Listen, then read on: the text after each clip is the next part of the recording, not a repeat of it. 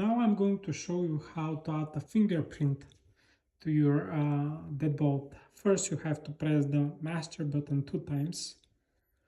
Now you have to enter the master password. Now you have to press the master button one more time.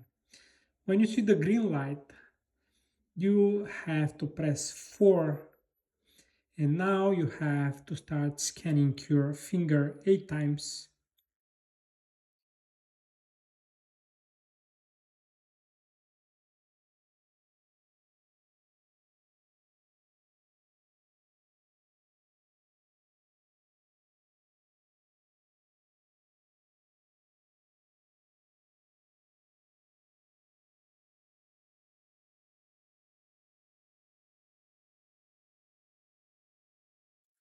Now it should be done.